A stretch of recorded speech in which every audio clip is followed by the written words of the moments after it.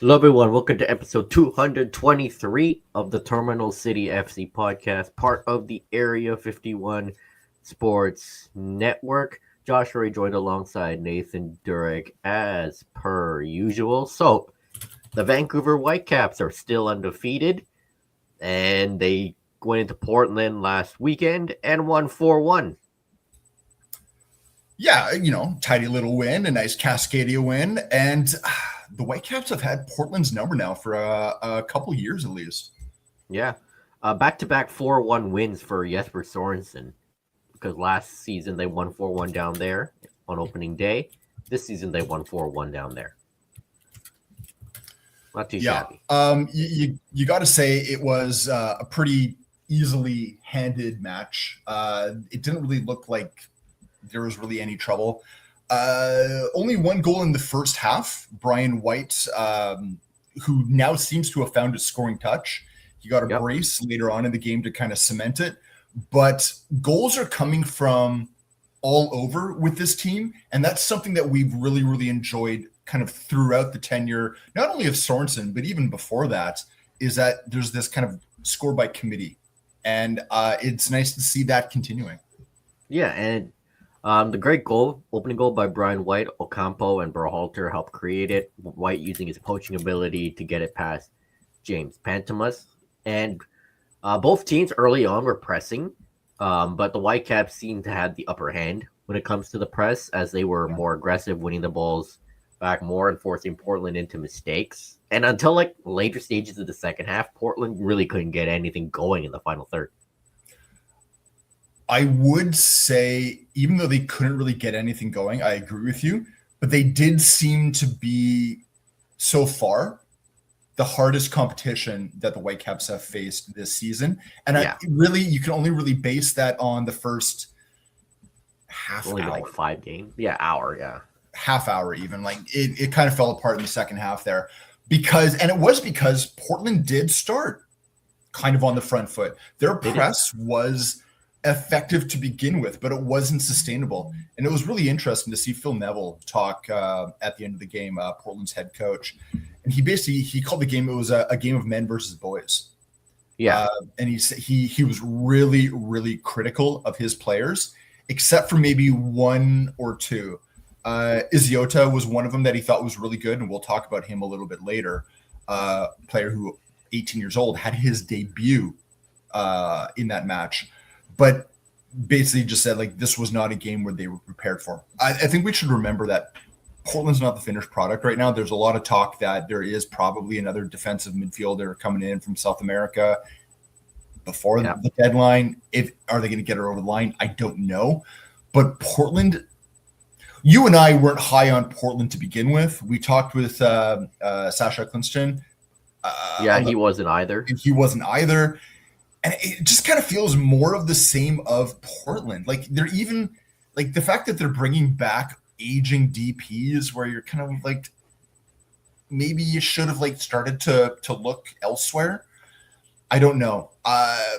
Portland, Providence Park, historically, is a tough place to play. Yeah, it's a smaller stadium. The fans are sitting pretty much right on the touchline. It's suffocating for players. It doesn't feel like that right now.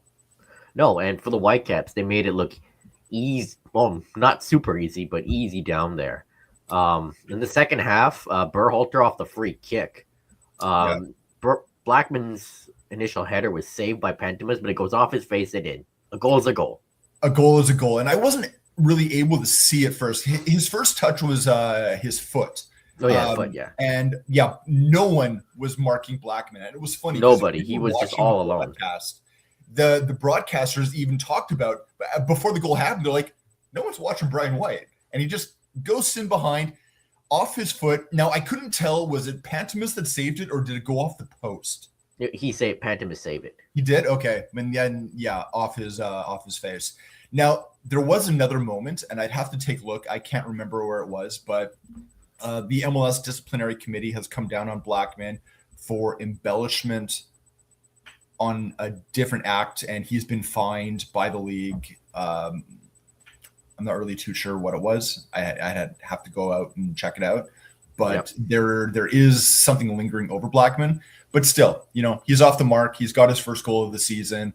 As a defender, that's got to feel really good to get an early start. Yeah. And Sebastian Berhalter, the assist on the first 2 goals, and he gets one himself because he had to. Just another tidy finish past Pantomas, and a goal and 2 assists for Sebastian Berhalter against the Portland Timbers. Stock is only rising. The broadcaster was talking about, a U.S. men's national team call-up for the World Cup, and he's just getting better and better. Now, unfortunately, he was only credited with one of the assists. One of the free kick, unfortunately. But yeah, definitely huge roles in both goals. Should have had the assist on both. I don't know why he wasn't. His pass on the first goal was perfection. That whole first goal was a beautiful goal to watch. It was a great overload on the right-hand side. If you want to see how an overload is done, that's a goal to watch. You got to think Berhalter's a lock. Blackman up in the air. I don't think he gets picked. No. White up in the air. I'd say he's on the fringe right now. A lot of it's going to see whether or not he stays healthy, and then it's going to be up to Poch. But I think Berhalter has very good chance of making it. Because the thing is even on the limited times that he has been called up to the men's national team for the United States, he's done well for them as well. And he's done well in the same ways that he performs for the Whitecaps. Yeah. He is just a consistent guy. I argue whether or not he is the best box-to-box midfielder there is. I know he plays a little bit further back, but with how much he gets forward, in my mind, he's box-to-box. Yeah, and hopefully, the Whitecaps can extend him. If not, sell him for some good chunk That's of my fear. Cash. Yeah, my fear is for the Whitecaps after the World Cup, that is going to be the biggest conversation of the summer. Is what happens with Sebastian Berhalter. He is on the final year of his contract. It's the option year already, so you can't call in one of those anymore. And this is a guy that is ready to move to Europe. You take a look at when they had the executive summary that came out. He was the number 1 vote of next player to move to Europe. 100% easily. Yeah, and that's not just Whitecaps. That's league-wide. League-wide. I wouldn't be surprised. And the same thing with Ali Ahmed. I wouldn't begrudge him. Nope. And, of course, Brian White gets his brace in the 87th minute to cap off the 4-1 win. But good hold up by Brian White when he gets the ball initially, holds up the ball back to net, passes over to Kenji Cabrera, and the patience from Cabrera to wait while he's looking for White to find the space. And the pass from Cabrera with the outside of his right boot is class. Great pass. And should mention the third goal, AZ, great overload as well, and pass to Berhalter. Another tidy game for AZ. Unfortunately, the clean sheet streak is now over. The young kid, Eric Izoita, 18-year-old, just a banger from outside the box. Could argue Taco should have had a finger on it, but just great goal. Honestly, I think it was just he beat everyone. You could argue that Larraz should have cleared it better. Yeah. Another thing is I think it was just a good goal, and that's one that's going to live in the minds of him. And I think Portland supporters for a little bit. I think he did really well. And even it was to the point that when Phil Neville acknowledged the kind of 2 players that he thought did good, Isiolo was one of them. And he said basically like, yes, I know this kid. He had signed a short-term contract that morning. Yeah, and then he just scores with that. Yeah, and Phil Neville said like basically this kid is a lock to start the next game. So, I mean, this is a guy that, could be finding himself in and around that first team squad very, very quickly if he ends up signing. Like what, you're allowed 3 short-term contracts before you have to sign on a full? Yeah, 3. Yeah, so I wouldn't be surprised. Yeah, I really like the way the Whitecaps counter press and use the overloads in this game, which were key to the victory, especially on that right-hand side with Ocampo. Really good with the overloads. Just probably the best performance of the season. Jesper Sorensen said so after the game. Just great control, build up all around, and master classes from Sebastian Berhalter, and Brian White for a 4-1 win over the Timbers at Providence Park. So, Whitecaps will face another Cascadia opponent tomorrow at BC Place, the Seattle Sounders in CONCACAF Champions Cup play for leg 1 of the round of 16. Yeah, so Seattle got a bye in the first round. So this is actually their first games in Champions Cup. So far, I think Seattle's had a decent start. I'd have to take a look. Yeah, 2 wins, 1 loss. 2 wins, 1 loss. They beat St. Louis last week. And I mean, Seattle, they're the perennial playoff team, right? They've missed once in their entire career. So yeah, we'll just have to wait and see. I would like to think that the Whitecaps have a decent chance over Seattle. Yep. Especially with this first game being at BC Place, and it's a chance to get a jump and then do the business when they have the return leg, which will be in Spokane rather than at Lumen Field, as Lumen Field is undergoing its upgrades and whatnot to get itself ready for the World Cup. Yep. Home field advantage is big for the first leg. Whitecaps got to take advantage of it and use that so they can get an early advantage in the tie. So Seattle, we all know about them, perennial playoff team, perennial Champions Cup team. They tend to go far in these types of tournaments. They won it a few years ago, and always known for being a very good defensive team and a team that's very fast always on the counterattacks. Yeah, be interesting to see who they play, because I think already this season there's been a number of occasions where Fry has started on the bench. Yeah, I think they're giving that other goalkeeper Andrew chance. Andrew Thomas. I think he's the goalie of the future. I believe so, and he's a guy that could be going right now. He's done well. He's got 2 clean sheets already. Conceded a couple, but 2 clean sheets in under 300 minutes is pretty good. Yeah, and Dwayne De Rosario's son, Osaze De Rosario, he's been starting to become a consistent starter for the Sounders as a striker, and he just signed a long-term deal like as of yesterday. Yeah. Hasn't had the greatest, or at least not hasn't had the greatest start, but he hasn't got off the mark yet this season. So have to wait and see when that happens for him. But he had I think you could argue he had a bit of a breakout year last year. Yeah, I'm just seeing his stats last year. 1 goal in 8 games in the league, but he did well in League's Cup and scored in the final against Inter Miami. Yeah, you also got to remember, like, he's the guy that was coming off the bench last year, right? Yeah. He's placed in San Jose, born in San Jose, but he plays for the Guyana national team. Guyana, yeah. Guyana. I don't know how many times he's been called up, though. I'm not sure. Let me see. He has been. Okay.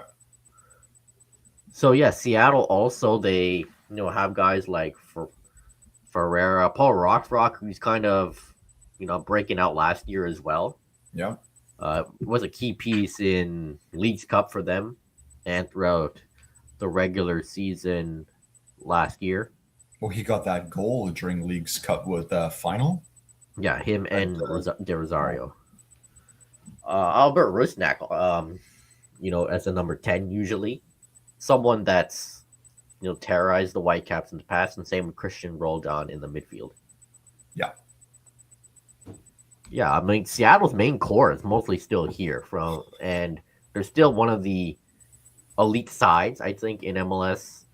And when people mention like the Whitecaps alongside the LA teams as the elite teams of the West in San Diego, people often forget, what about Seattle? Can't count them out. Seattle also has the consistency of their coaching with Brian Schmetzer. Yeah, he's been there for a number of years. A long time, Yeah. They're never an easy team, never. But I would say they're a beatable team. Yeah, especially with how good the Whitecaps have been this season. Because last season, remember that game in June after the Champions Cup final, missing more than half the squad, Whitecaps somehow won 3-0 Yeah. against Seattle, and then they drew, I believe, 2-2 at Lumen. So this time around, I expect it to be another hard-fought tie, hard-fought first leg at BC Place tomorrow. We'll be there to watch and report on. And, these games between these two are like almost never boring. No, Well, they're maybe a always, couple times. yeah, But should usually. be a good one tomorrow. Absolutely. And then on the weekend, Minnesota United, they come to town. And James Rodriguez will apparently make his debut in Vancouver. That seems to be what they're gearing up for, although it Yeah. does sound that he Come is off the not bench. 100%. Yeah, but James pretty much confirmed himself he will. Yeah, he is still got a ways to go to be match fit. Also, I mean, when he signed, he kind of signed on a bit of an injury as well. This is a weird signing. I'm sorry. It's a weird signing. I mean, he basically signed for what, 6 months? Yeah. I feel like this is a signing more to benefit James Rodriguez getting match fit to be prepared for a World Cup than it is really to benefit Minnesota. Because even if he starts doing well, Minnesota gets upset after the 6 months and he decides to leave and go who knows where. Yeah. Just taking a look at Minnesota, 1-1-1 record. Yeah. They drew to Austin on opening day, beat Cincinnati, and then lost 3-1 to Nashville. Nashville is a team that's going to be difficult this season. We all know that. Sam Surridge. Yeah. Mukhtar is still there too, right? Yep. Surridge, Mukhtar, and Espinoza. That's the new big three. Big three. That's a very good big three. So, yeah, I don't think that there's anything too damaging off that. You can definitely grow. And Minnesota, they're a team that's going to be in and around trying to fight for a playoff spot. So, I feel like they did lose quite a bit of key pieces. They did. Including their coach, who failed at West Brom. They lost Tanny Oluwase last summer, obviously.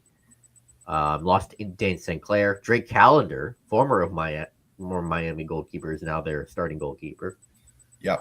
But they still got Kelvin Yoboa, Joaquin Pereira, Dominic Fitz, one-time Whitecaps transfer target, and former Whitecap Julian Gressel. Right, Julian Gressel is up there. Wow, I completely I forgot about that. Yeah, I mean they've got interesting pieces. It's just a matter of with how much big names have left that key pieces. If 3 games, if they've had time to really formulate 1-1-1. Yeah, so and of course you can't forget former Whitecap defender Michael Boxall. Guys, who's been like one of the best in clearances for years in MLS. Part of the foundation there. he's been playing until he's 80. Year. Yeah, I'd be like, I don't expect James Rodriguez to start at all. He'll come off the bench depending on how the game goes. And you know what? If it ends up where, say, the Whitecaps are up, say 3-0 in the first 45, I don't even know if you see him at all. Yeah, but he'll be in the building for sure. Yeah. So if you want, you can see him. He did mention himself that it would be cool to have his first game coming up against Thomas Mueller. Former Bayern teammate. Yeah, absolutely. So I think he wants it, but obviously you got to leave that up to the coach. Yeah. Who is their new coach? The guy. It was the assistant under Ramsey. They just promoted him. Cameron Knowles. Also from New Zealand, just like Michael Boxall. Oh, there you go. Yeah, can't say I know a whole lot about Cameron Knowles. I can't say I know a whole lot about Minnesota this season either. Yeah. Historically, they've been more of a defensive team, and I feel like that's maybe more of the same. He came through the Next Pro setup. He had a few seasons, it looks like, with Portland Timbers 2 before moving over to Minnesota United 2, and then now becoming Ramsey's assistant with Minnesota, the top team. He did the last 3 matches last year, and then he's got the 3 this year. So yeah, So yeah, I feel like the Whitecaps obviously will just go on the front foot with the press and the overloads and attack. They'll force Minnesota to drop back, and then Minnesota will try to go on the counter. I believe that's how they usually play, like dating back to last season. And yeah, just they're gonna make Minnesota chase the game from the get go. Yeah. And I mean that's the Whitecaps anyway. I mean the Whitecaps are a possession based team right now. They hold it. They're really excellent with passes. They're actually in the top 3 for possession in MLS, and I believe that they are top in the league right now for accurate passing. Yeah, that's pretty much. So that tells you right there. That's the game plan. Yeah, 4-3-3. From just looking at Minnesota's last couple of games. Yeboah up top, he's going to be the guy to watch, and we'll see how it goes on Sunday. Note the start time; it's at 1:30. If you don't know already, it was originally supposed to be Saturday too. On Sunday. It's supposed to be on Saturday evening, but due to the Champions Cup time between Vancouver and Seattle, they moved it to Sunday at 1:30. So it'll be a nice matinee game for you all and for us as well. And plus, I also believe they moved it for broadcasting reasons due to Sunday night soccer. I don't know what the game is on that night. And I guess the possible Mueller versus Rodriguez factor did play maybe a role. Yeah, a little bit, but not too much. They moved it quite early in the season. We got the notice. Yeah. So yeah, Sunday it was New England, Cincinnati, Vancouver, Minnesota, and I believe the Sunday nighter game is San Jose, Seattle. Yeah, I was wrong. They're top 3 in accurate passes, not number 1, but top 3. Close enough. Yeah. All right. So Whitecaps, Seattle tomorrow at BC Place. Whitecaps, Minnesota in the league Sunday afternoon at BC Place. So we'll be at both those games. The Leagues Cup schedule has been released. It's a bit of a different format this year, but the Whitecaps know their opponents for Leagues Cup. August 4th, they'll face Mazatlan at BC Place. August 7th, FC Juarez at BC Place. And they're actually going to have games in Mexico this time for Leagues Cup. They're going to the Estadio Universitario to face old foes Tigres. Yeah. So it's kind of interesting that they've gone drawn in a group with all Mexican teams. Usually you have the split. We're like one MLS, a couple of Mexican teams, or, other way around. We obviously haven't seen Mazatlan, haven't seen FC Juarez yet. But we've obviously seen Tigres. Every year, it seems, right? It has to happen. Whether it's Tigres or Monterrey, we gotta go down to Monterrey at some point. We'll have to wait and see. Again, it's Leagues Cup. I'm not too concerned. Matches come fast and furious. These matches are every 3 days. Yeah. Have to go from there. Yeah, and depending on how the Whitecaps finish, I think, I don't know much about Juarez or Mazatlan, but I'd assume at least second for the Whitecaps to get out of the group. And then we'll see what happens from there in the knockout stages, should they make it. So if you take a look at MLS as a whole, I do wonder, like we've always had the conversation that the East is stronger than the West, but has it flipped this year? The West has 4 teams that are undefeated.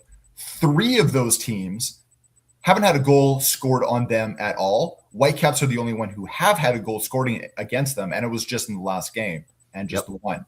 And on top of that, the Whitecaps aren't really too worried. Whitecaps are number 1 in XG and number 1 in XG difference. So they're not hurting for any goals that do happen against them. The East, in contrast, is a much closer. It's more closer. Yeah. But I do wonder, with the number of teams that you have kind of running away right now in the West, you might have 2 different levels of competition, but is it overall stronger? It's very early to say. We're only like 3 games in.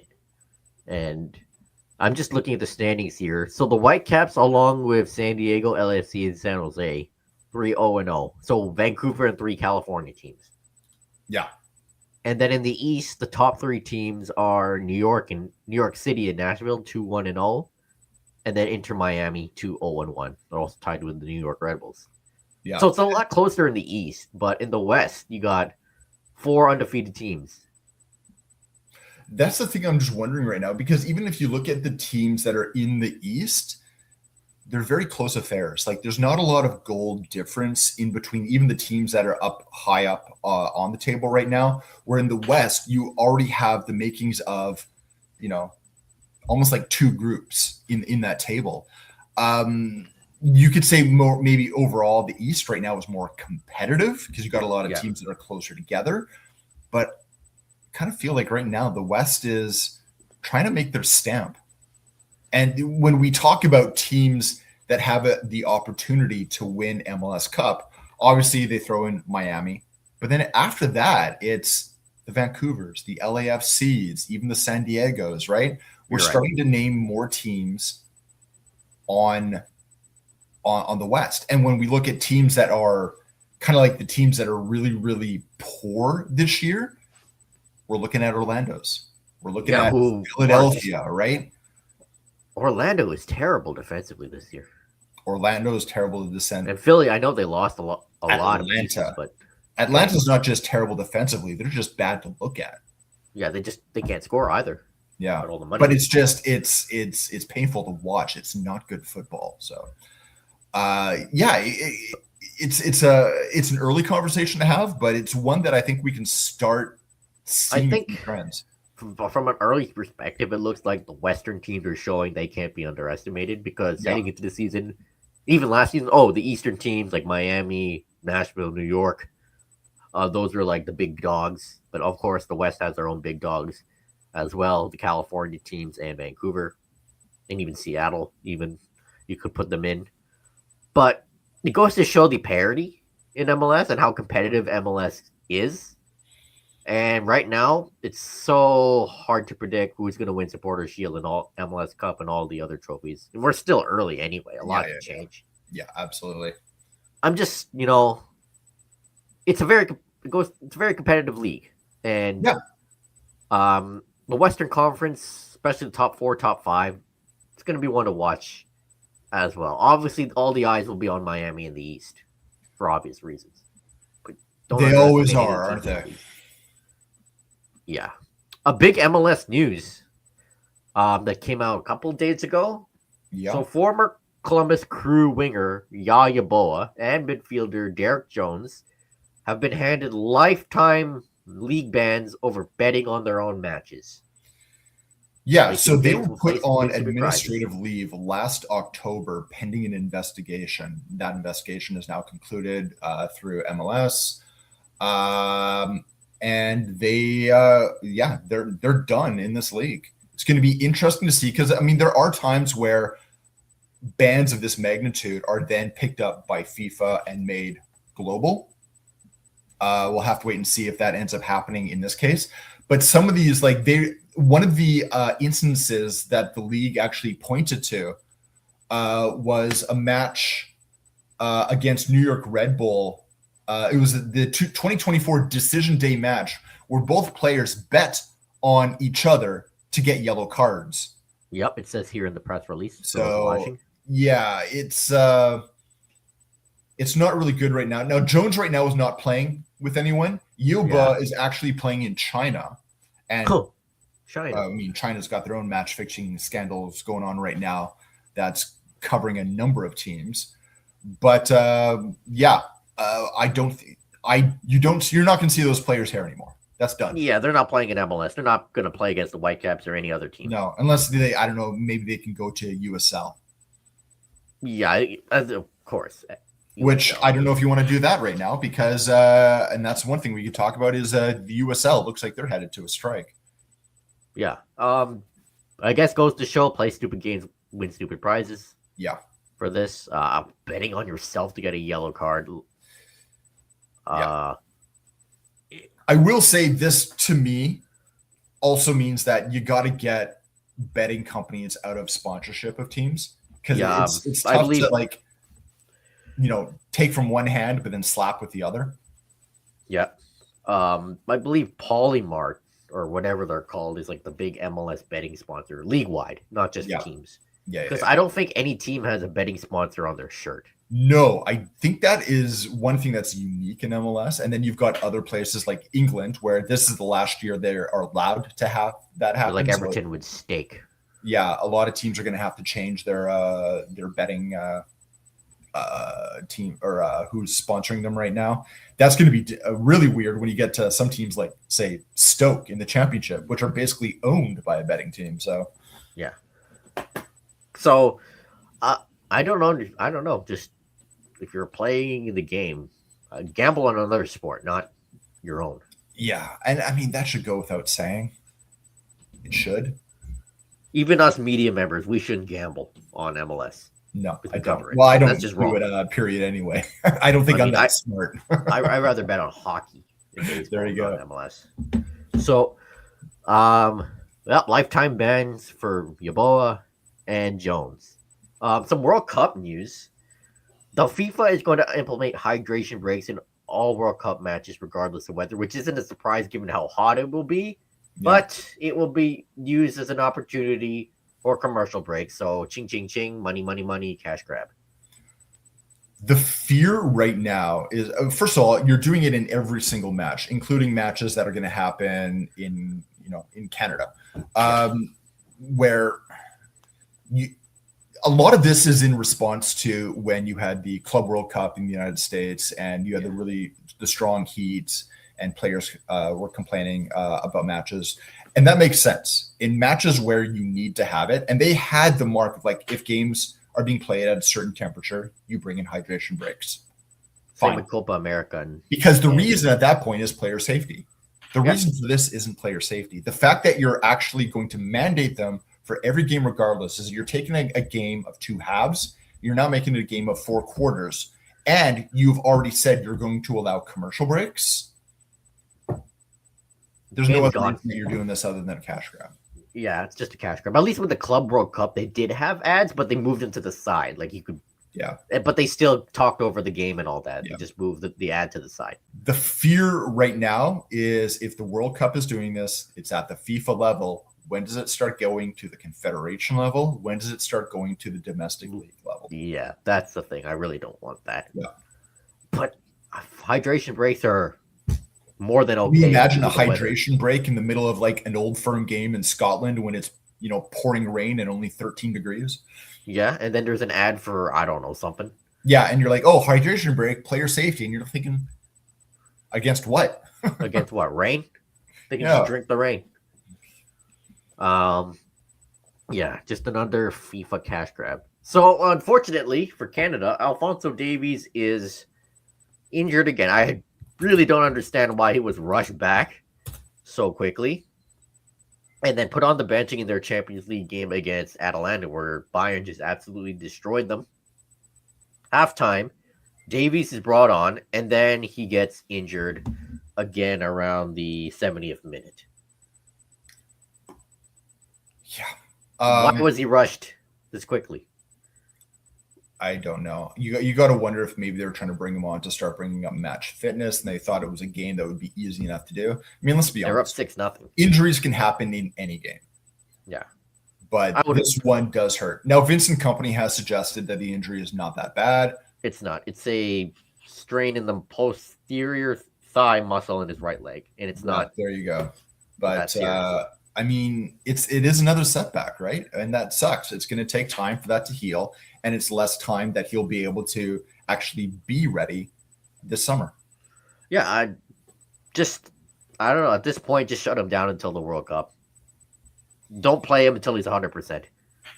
Because this guy, unfortunately, Davies has spent more time in the injury firm than on the pitch the past year. The argument Bayern's going to say is we're the one paying his wages. Yeah. And right? We're not going to have this guy rest so you can use him in a few months. Yeah. Funny how Bayern complained about Davies being injured in the Nations League last year. Yeah. And then Kompany and his crew rush him back. Again, they're the one paying his wages. Yeah. But just a poor decision all around. Yeah. To rush him back when he was recovering from a previous injury. Not the only injury for Canada. Unfortunately, De Fougerolles has gone down hurt, and that's another Canadian defender. Yeah, Cornelius is hurt. Bombito's still hurt. Now DeFugerol is hurt as well. Apparently, he got injured in the 33rd minute in his league game against our CSC in Belgium. So Davies is out, Johnson is out, Bombito, Jones, LDF, and Sam Adekugbe are out. Yep. Can't catch a break. It gives Bombito is well on his way back, though, isn't he? I thought he was but he's back still not ready. Yeah.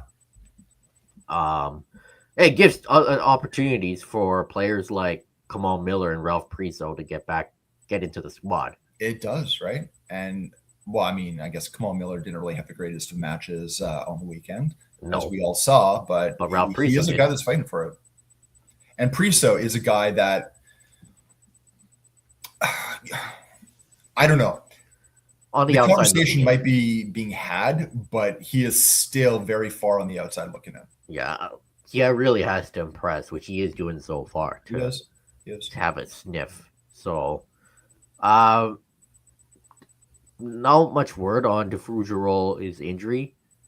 Let's just see if he gets back in time for the World Cup. Because Canada needs that defensive depth. Yeah. The women's team yeah. have completed their She Believes Cup. They finished second with the Americans winning. They did lose 1-0 to the Americans. Tight game. Canada did put up a good fight, but the Americans managed to hang on for the 1-0 win. And then this one against Argentina, against a very stingy Argentina defense. 0-0, but they managed to win on penalties with Kaylin Sheridan coming up big in the shootout. Yeah, so it's a bit of a weird table right now because the way it works, because in this, draws don't count for points. Nope.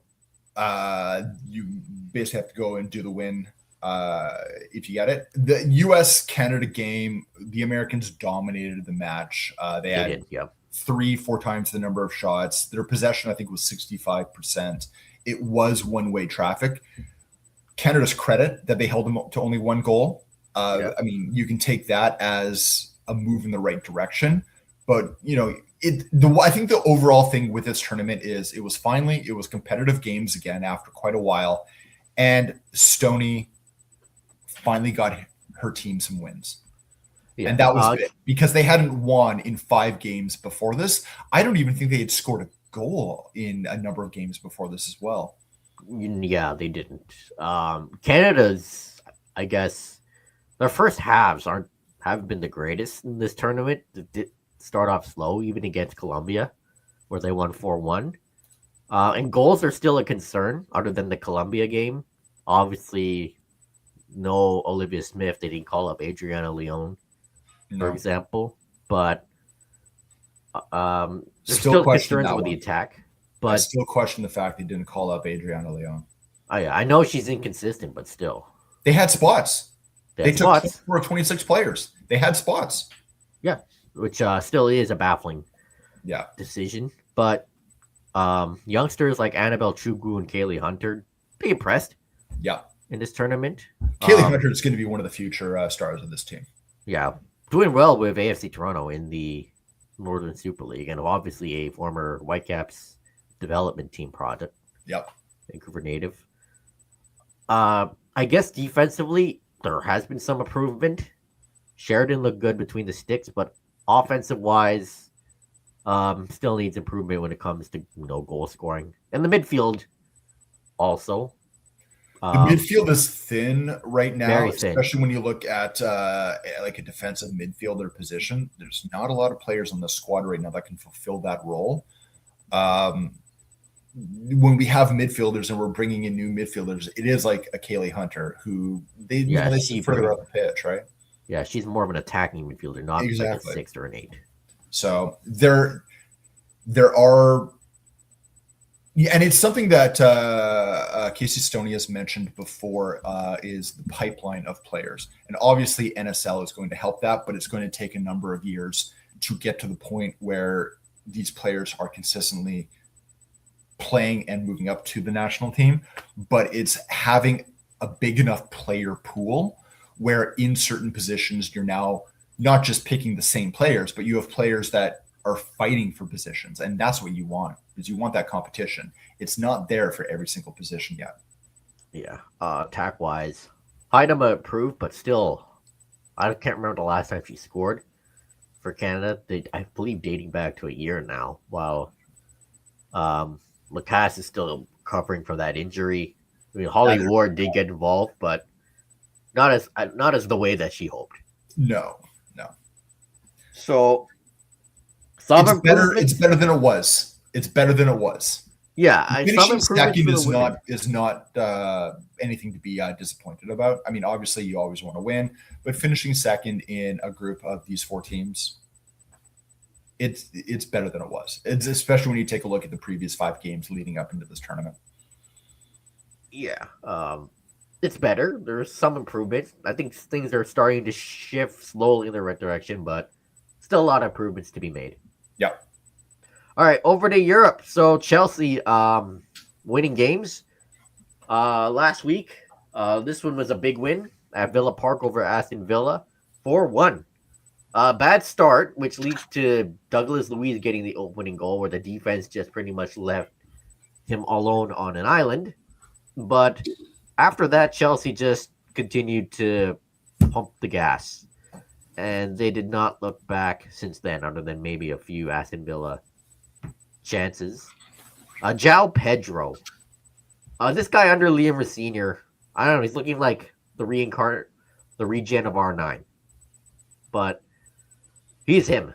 He keeps proving that he is the guy up top. And he is the striker Chelsea have been looking for since Diego Costa. He's quick, he's creative, and he can shoot and score. I think 2 out of 3 goals, or all of them, were all from the rush. He's just so good on the rush, good at finding spaces to shoot. Goals in the 35th minute stoppage time and the 64th minute for the hat trick. His first career hat trick, I believe. 14 goals on the season for João Pedro. He is top 3 in the EPL scoring race. Top 3 or top 4. And he is equal Nicholas Jackson's goal total in his first season at Chelsea. This guy, he continues to impress. And even Cole Palmer scored on a nice shot from distance in this game. And Palmer, I believe, got 1 or 2 assists on João Pedro's goal. And the celebration João Pedro does, I don't know if I'm doing it right for those watching. I'm not sure what this is, but it goes hard. Where he does the thumbs down and the finger thing with his face. Again, for those watching, I don't know if I'm doing it right. He says it's something to do with ninjas. Might be from Naruto. I can't tell, but that is one of the best celebrations in the league. It's after but overall, a good win from Chelsea against Aston Villa, and top 4 hopes are still alive. And João Pedro was the player of the match day for the Premier League because of his hat trick. And then Wrexham against Ryan Reynolds and Rob McElhaney's teams in the FA Cup. And of course, Chelsea made it harder than it should have been. Wrexham played well. They did. They came in with a very, very good game plan. Getting that early jump also, I think, gave them a lot of hope, especially playing at the racecourse, their home stadium. Yep. But Chelsea being Chelsea. This B team is not good enough, even for against Wrexham. It's not just this game. Like, even against Championship League 1 sides, they've struggled this year. Yeah. With the B team. And it goes to show up poor squad planning. From Paul Winstanley and Lawrence Stewart. That the defense is Benoit Badiashile and Tosin. And Tosin again, the fault for the first goal. It was I don't know. Why are you so big but can't win a header? I don't understand this. Tall Even guys Nathan don't could win have a to jump. two-headers. We're already tall. Yeah, and then Badia Shield too just makes too many mistakes. Good to see Romeo Lavia, but it's clear he still isn't up to speed. And then Pedro Neto, this guy, just pass the ball. Don't try to be Messi. Just pass the ball. Don't run into defenders all the time. It's frustrating to watch. Or shoot if you have a lane. Stop running into players. Um, Chelsea they looked sluggish in the first half. They were slow, but an own goal gave them life. And it looked like Wrexham scored a late winner, but Josh Achimpong, of all people, took a really nice shot to beat Okonkwo. And who, by the way, got the own goal. But Dobson got sent off for a rash tackle on, I believe it was Esigo. And Esigo, a guy we barely seen because he's been injured, great pass to find Alejandro Garnacho for the winner. And then João Pedro himself seals it because, of course, he scores off the bench. I don't know why he didn't come on earlier, but 4-2 win for Chelsea against Wrexham. Even though Robert Sanchez looked like he defaulted back to, default settings, that's why he didn't play against Aston Villa. A win's a win. You scam one, fine. And then in the next round of the FA Cup, they play Port Vale in the quarterfinals at Stamford Bridge. Please make it easier, because that game against Wrexham was kind of hard to watch. And today, Champions League round of 16, PSG at the Parc des Princes, rematch of the Club World Cup final. Not expecting a repeat of that, but put up a good fight and hopefully get a win to come back to Stamford Bridge next week. And then Newcastle at Stamford Bridge on Saturday. So Spurs, you're in hell. Everything is terrible. I don't know what to say anymore. This isn't even funny. This is just sad. I'm sorry, you were saying that game for Chelsea was hard to watch? That's been my entire year, so. Yeah, because you're in hell. Yeah, this is just depressing. Yeah, you guys are gunning for top four. We're gunning for bottom four, and we're so yeah, lose 3-1 to Crystal Palace. Nothing to talk about. Yesterday, Madrid round of 16 Champions League. It's got to be one of the worst games I've seen in recent memory, and that's saying a lot because there's been a lot of bad games. I've been saying on this show for a number of weeks, you know what? Try the backup goalkeeper. It's time, right? Vicario is not the answer. We need to try the backup guy. Well, they did. And he might not be the answer either. Now, I feel really I feel bad for Kinski. And I don't know if you got a chance to check it out, but David De Gea put out a really nice post, basically, the goalkeepers union understanding it. Yohei Takeoka actually even reposted what De Gea said. So, really? Goalkeepers sticking together with goalkeepers, which is nice to see. But, 3 goals in 17 minutes. 2 of them caused because he slipped. The other one caused from, I don't know what to call that pass. Yes, he is at fault, but I still feel bad for the guy, especially because he's now where the fingers are going to be pointing. And it's not just him; it's everyone. Everybody looked terrible. It's everyone. I told after 17 minutes. Yeah, the tears. This is hockey where you pull the goaltender. Well, Vicario went in and they got another goal. 4 or 5 minutes after that? So it's not like it made a difference. Yeah. This season is done. Yeah, and I think right now betting houses have Spurs going down to the championship at about 30%. I'd take that bet. Yep. I hate to say it. I don't see them staying up. And that's mainly because this team is not playing for their coach and they're not playing for one another. What they're playing for right now is where their contract is going to be next year. You got a bunch of individuals running around doing nothing. It feels like they're playing like they've already been sent down. They are. They're absolutely playing like they've already been sent down. Tudor is still around. Yeah. Spurs actually had to release a press release this morning to say that he would be at the press conference this afternoon. You had to release a press release about the press conference of who's actually going to show up. This is 4 losses for him right now. Yep. He's not the guy. And I don't know, nothing against the guy, but the players basically said he's not the guy before he got off the plane. He wasn't the guy. He just wasn't the guy in general. So right now, you have to say the season is done. What are you going to do for next season? The problem is you don't know where you're playing next season. It's a very different scenario if you're playing Premier League versus playing Championship.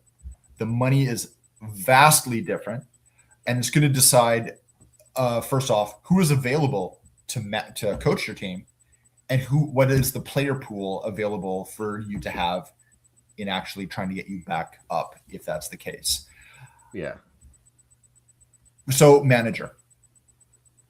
Who do you sign? Do you sign guys that understand Tottenham, or do you sign managers that maybe have a name and a pedigree?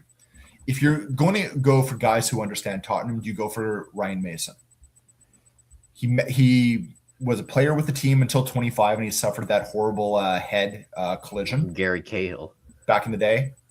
Yeah. He's been a coach with Spurs for 7 years. He'd been their caretaker manager a number of times. Twice. In between other managers, I think 3 times, actually. And then he went and tried his own trade with West Brom. Didn't work out. That's on him a little bit. It's also on West Brom. They're not a good team. We talk about who else has also crashed out this year. So there's that option. There's Robbie Keane, managing, I believe, in Turkey or Hungary right now, something like that. Like that. He had interest when they signed Tudor. The problem is he didn't want to be a caretaker. He wanted to be an actual guy. Why leave the job he has right now for something that's not going to be, you're not going to be around at the end of the season. So there is the possibility of that, right? Robbie Keane understands Tottenham. Robbie Keane's also a fighter, right? Like he's a guy that you put in the bare knuckle boxing ring and just, tell him to go unleash. Maybe that's what they need. Maybe they need someone who is going to fight and instill that sort of mentality. Or do you go with Pochettino, the guy who the fans adore because of the glory days and who he is as a manager? Yeah, right. He might be the guy to do it. I don't know. Or do you just wait to the end of the World Cup and go for the merry-go-round of managers that are going to be free-flowing after that? Don't know. But that's your first question you got to answer. After that, players. Who do you keep? I think you keep the kids. You look at Bergvall, you look at Gray, and then you look at the 3 guys that are on loan right now with Vuskovic, who hopefully you can keep him, but it seems like every club in Europe wants him right now because the guy is killing it in the Bundesliga right now. And then you've got Alfie Devine and Dane Scarlett. You keep the kids. You integrate them. Anyone else? Up for sale. I don't know. I'd argue Jed Spence. But if you're going to keep Jed Spence, you play him as a right back. You play him in his actual position that he's supposed to play in. I think you got to cut the cord in Romero. Yeah. I think he is too much of a liability on too much of a hothead. Mickey Van de Ven, I'd like to keep him. I don't think you can. Chelsea will take him. He's got 1 foot heading to Spain. And other than that, I don't know. I really, really like Sarr, but he hasn't really improved from what he was when he first came. Odegaard might be someone that you can take a look at because he's had flashes. He just needs consistency. Kudus, sure, but he's injured. Kulishevsky hasn't played. Madison hasn't played. All these players that haven't played with injuries, I couldn't even give you a decision because I don't know what they're like right now. Yeah. There's so many unknowns, and the big one is you can't do any of this until you figure out where you're playing next year. True. And my worry is if they do go to championship, that might not be the end. That might just be the beginning. I would not be surprised if you see a bit of a Sunderland position, because you've got a club that now is scrambling. You also have a brand new, I mean, it's basically a brand new ownership group, because it's the kids of Joe coming in trying to run the show. They bring in their own guy in Vinny, whatever his name is from Arsenal, Johan Lang, as the sporting director. Well, they haven't worked out. I think you gotta start brand new from there. Looks like they're trying to a sporting director, but I still don't know if Vinny is the guy either. I don't know. This is a team in crisis, massive crisis, and I don't think you're going to be able to begin to fix it until after the World Cup. It's not going to be an easy fix at all. It is not. It's gonna. And you know what? I can't remember who it was. It was one of the a former player talking about it. And he said the problem with Tottenham is that they're not a soccer team, or they're not a football club. They're a business. They've got an amazing stadium. They've got an amazing training facility. They've got an amazing, basically, quarters like all around the stadium. But the team is second. The team has always been second. Good global brand, but and that's the problem. The team has always been second. They've always decided, what do we need to do to make money? Not what do we need to do to, appease our fans. Not even just appease our fans, but be honest to our fans. That's not them right now. This team has flirted with the idea of being sold. Yeah. I would be very curious to see if there is anyone out there that is interested at this point. Yeah. Because if I'm a buyer, I don't know if I want to touch that. If you're a buyer and they go down to the championship and you can get them for a cut rate deal with all the physical facilities they have, it might be worth it. Might be worth, but because if I'm a buyer you buy low, you bring them back to the Premier League. Well, already right there, their value doubles. True. If I'm a buyer that wants instant cash, no. I don't know. It oddly, if they go down, they might be attractive to a buyer. Yeah, buy low, hopefully for a big profit. But will old Joe sell? I don't know. I don't know. The guy's 95? Yeah, he's in the extra time of his life. Yeah. The stoppage time of his life. Yeah, that's a good way of putting it. Living on his stupid yacht wherever he is. Yeah. Avoiding characters. Welcome. That's just hell. Yeah. Other news, not the only team having some issues. Jamaican club Mount Pleasant, they're in CONCACAF's Champions Cup. They're supposed to be playing LA Galaxy. 10 of their players have been denied visas from coming into the United States, which means they're having to use academy players to fill the void. Now, the reason for this is because a number of their players playing in Jamaica come from Haiti. There is a travel ban by the United States against Haiti. And right now that is extending to these players. Now, the fear is, because Haiti is in the World Cup, is what does this mean for the World Cup? Now, we've already been told players, coaches, they'll be allowed. Fans will not. But if this is a precursor, it does make you worry. It does. I know this is a club team, but still. It's just, makes you worried for the World Cup for not just Haiti, but other nations like in Africa and whatnot. And like Iran, for example, right now, the sport and youth minister said it's not possible. Yeah, that came out about an hour ago that Iran, I should say, is basically saying it's not possible for them to be a part of the World Cup. So they've taken themselves out. It does make you wonder, how do they fill that spot? Do they go with who the next team up was in Asia? Or do they fill it with the playoffs that are coming up at the end of this month? Yeah. And I kind of feel bad for those also academy kids of Mount Pleasant. Yeah. Hey, no pressure, kids. Got to play against LA Galaxy.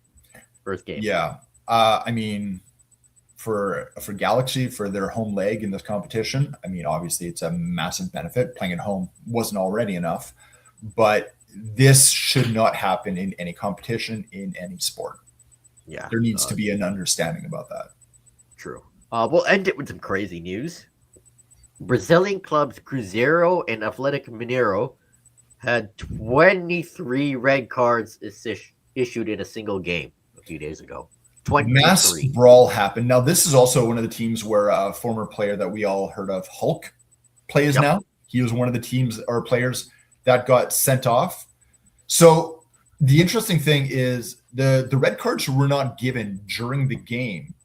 Brazilian media outlet Globo is reporting that the 23 players were done later because essentially the match official, the referee on the pitch, was physically stopped by the players from issuing the red cards. Because there was a hockey-style brawl. Yeah. So Cruzeiro had a 12 players sent off. Atletico had 11 players sent off. It is the most red cards in a senior game during a match. It's not the most. There was a different game in the 5th division of Argentinian football in 2011 where all 36 players involved, so all the players, all the benches, were sent off. So, Funny enough, 23 red cards isn't a record. Yeah. This all started with the Atletico goalkeeper Everton rugby tackled the other team's midfielder Christian to the ground, and then Everton kneeled on Christian and then shouted at his opponent, and it sparked a brawl. Yeah, I don't think you can do that. Yeah, I don't think you can rugby tackle a guy either. Although it's South American football, so after all the red cards, they were just seen all rolling around the pitch with fake injuries. Yeah. Quite the scene down in Brazil. So that concludes this week's episode. Hope you enjoyed it. Tell us if we're doing right. Tell us if we're doing wrong. Follow me on Twitter, Joshua00 podcast at Enduric. Excuse me. Nathan's at Enduric podcast at Terminal City FC. We're on Blue Sky as well. Search up our names, YouTube and Instagram. Check out all our articles for Area 51 Sports Network. We'll be back covering Whitecaps this tomorrow and this weekend, and covering whatever else is in football on the podcast next week. Sounds good. That concludes this week's episode. Peace out. Take care.